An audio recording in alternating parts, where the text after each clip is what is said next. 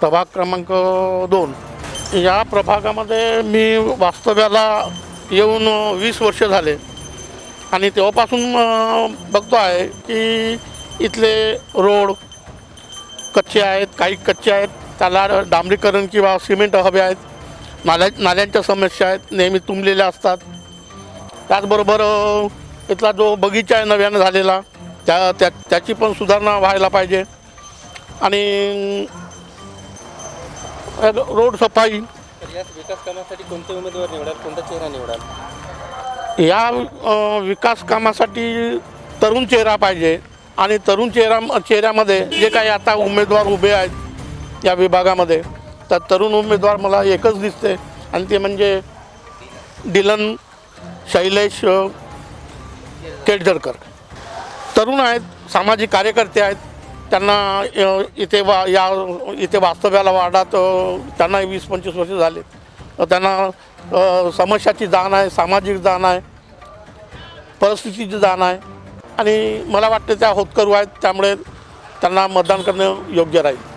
बरं, डिलनताई शैलेश केळझरकर ह्या चांगल्या महिला आहेत. त्यांची कामं वगैरे सर्व चांगली आहे.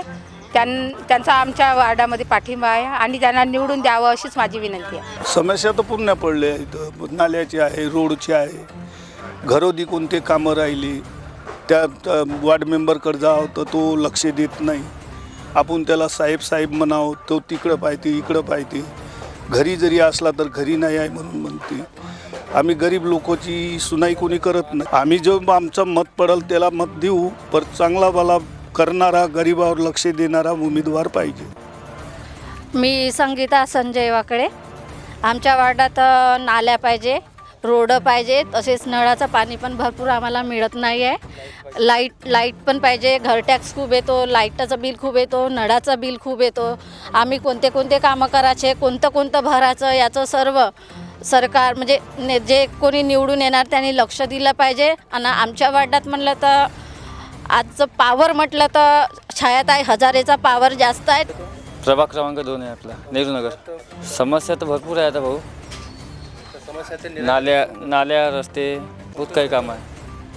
समस्याचे निराकरण कोणते उमेदवार करतील? आमची आता अपेक्षा आहे आमच्या केळझरकर भाऊ, आपला डिलनताई केळझरकर. काय अपेक्षा आहे त्यांच्याकडे? त्यांनी रस्ते नाल्या बनवावे ते अपेक्षा आहे. अजून आमचं समाज भवनचे कामं आहे ते कामं करावं. विकासासाठी कोणत्या उमेदवार निवडाल? तर डिलनताई शैलेश भाऊ केळझरकर हे आमच्यासाठी खूप छान आहे न, समोर जाऊन बी खूप छान करू शकते. सध्याचं जे इलेक्शन आहे हे लोकशाही विरोधी आहे खरं जर म्हणलं तर. आता मुंबईचं आम्ही वार्तांकन ऐकलं, 100 उमेदवार म्हणजे तुमच्या विरोधात मी उभं नाही राहू शकत का? कोणत्या आधारावर त्यांनी पाठीमागं घेतले? सगळी धनशक्ती आहे सध्याच्या याच्यात. लोकशाही नष्ट झाली. काही दिवसांत निवडणुकाच रद्द होणार. आता कोण निवडून येईल याच्याबद्दल मला साशंका आहे, पण लोकशाही संपली. फक्त धनशक्ती